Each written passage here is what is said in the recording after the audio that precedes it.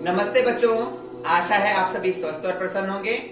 गत वर्ष की भांति इस वर्ष भी विद्यालय में सृजनोदय का आयोजन किया जा रहा है और इस वर्ष भी योग प्रतियोगिताओं का आयोजन किया जा रहा है। तो आइए देखते हैं हम इस वर्ष कौन कौन से योगासन करने वाले हैं। तो सबसे पहले हम व्यायाम करेंगे, अपने शरीर को योग करने के लिए बनाएंगे। तो आइए सबसे पहले शरीर का शिथिलीकरण करते हैं, एक्सरसाइज करते हैं थोड़ी सी, उसके बाद हम योगा करेंगे। ठीक है बच्चों, तो सबसे पहले हम अपने गर्दन से करेंगे। दोनों हाथों को गर्दन पर रखिए, अपनी गर्दन को घड़ी की दिशा में घुमाइए, जिस प्रकार घड़ी घूमती है। उसके बाद विपरीत घड़ी की दिशा में एंटी क्लॉकवाइज।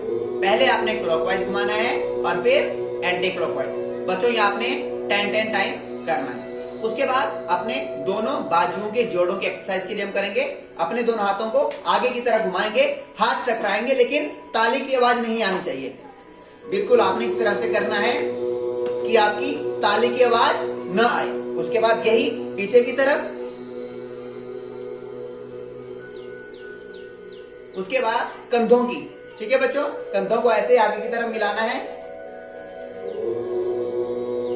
दोनों कोहनियों को। उसके बाद पीछे की तरफ। ये बच्चों आपको करके बता रहा हूं, आपने 5 टाइम करना है इसको। ठीक है बच्चों, उसके बाद हम करेंगे अपनी कमर के लिए।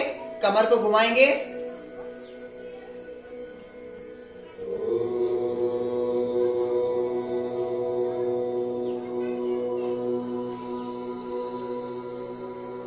उसके बाद कमर को भी एंटी क्लॉकवाइज।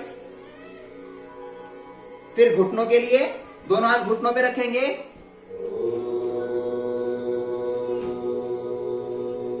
फिर एंटी क्लॉकवाइज। उसके बाद दोनों हाथ कमर पर रखेंगे। हम पांव के लिए करेंगे, पांव को आगे घुमाकर इसे भी पहले क्लॉकवाइज और फिर एंटी क्लॉकवाइज। ठीक है बच्चों, 5 बार करना है, ये मैं आपको बता रहा हूं।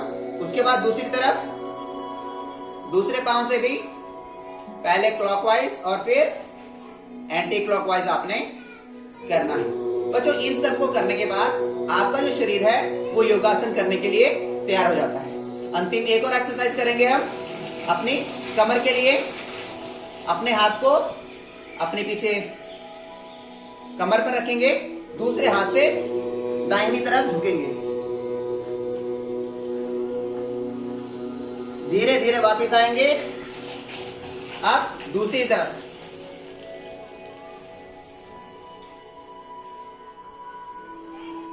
धीरे धीरे फिर से वापस आएंगे और ये हमारी कमर की एक्सरसाइज होगी। बच्चों तो सबसे पहले जो छोटे बच्चों के लिए, जिसमें हमारी छोटे बच्चे हैं, दूसरी तीसरी और चौथी क्लास के जो बच्चे हैं, उनके लिए कौन कौन से योगासन हैं वो हम आपको बताने जा रहे हैं। सबसे पहले छोटे बच्चों के लिए जो आसन है वो वृक्षासन है। आपकी जानकारी के लिए बता दें बच्चे, आपको 5 आसन दिए गए हैं, उसमें से केवल आपको 3 आसन करना है। ठीक है बच्चों, तो पहले शुरू करते हैं। सबसे पहला है वृक्षासन। ये थोड़ा सा डिफिकल्ट है बच्चों, बाकी आसन बहुत इजी है। तो इसके लिए हम क्या करेंगे, अपनी कमर के ऊपर हाथ रखेंगे, अपने दाहिने पांव को उठाकर बाएं पांव के मिलन स्थान पर रखेंगे और हाथ ऊपर की तरफ एक स्थान पर देखते रहना है। आपने हर एक आसन में 10 सेकंड के लिए रुकना है, फिर धीरे धीरे अपने हाथ कमर पर रखेंगे और पांव नीचे।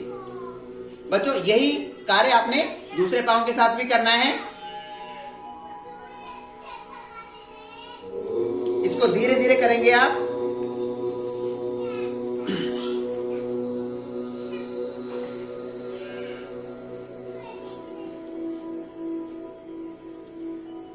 जितनी देर रुक सकते हैं, उसके बाद धीरे धीरे वापस।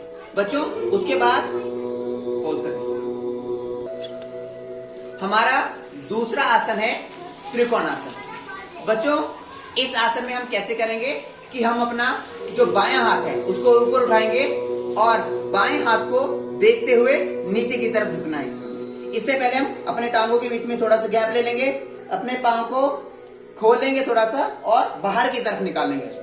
ठीक है बच्चों, अब हमने क्या करना है, अपने लेफ्ट हैंड को देखते हुए राइट साइड को झुकना है और वहां पे रुकना है थोड़ी देर के लिए। आपके लिए हर आसन में आपको 10 सेकंड के लिए रुकना है बच्चों। धीरे धीरे वापस आएंगे। ठीक है बच्चों, सेम यही एक्सरसाइज दूसरी तरफ हाथ की तरफ देखते हुए आपने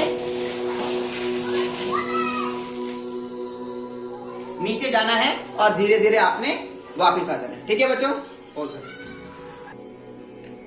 नमस्ते बच्चों, अब हम लेट कर करने वाले आसन करेंगे। लेट कर करने वाले आसनों में सबसे पहले है हमारा हल आसन। बच्चों उसके लिए हम लेट जाएंगे,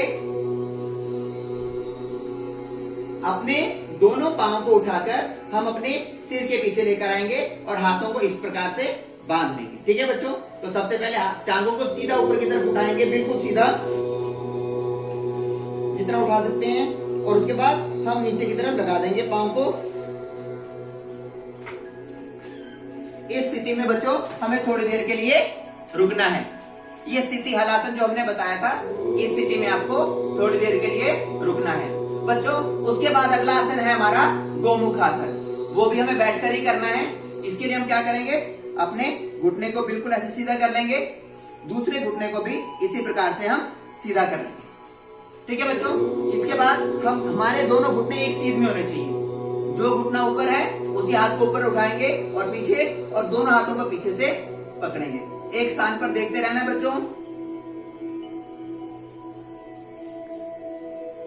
इसमें भी आपको 10 सेकंड में रुकना है।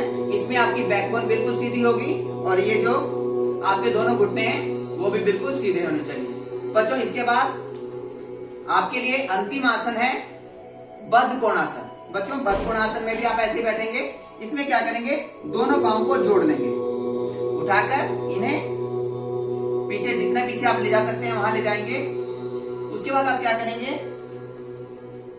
दोनों पांव को जमीन से लगाने का प्रयास करेंगे और अपने दोनों हाथों से जिस प्रकार आप पुस्तक को खोलते हैं अपने पांव को खोल देंगे।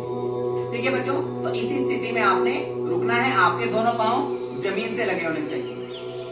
ठीक है बच्चों, उसके बाद आप इसको अच्छी तरह से करने के लिए थोड़ा आगे की तरफ भी झुक सकते हैं। बच्चों इसे कहते हैं बद्ध कोणासन। तो जो हमारी कक्षाएं हैं, पहली, दूसरी, तीसरी, चौथी, इनके लिए हमें यही आसन करने हैं। धन्यवाद, अगली कक्षा में फिर से मिलेंगे।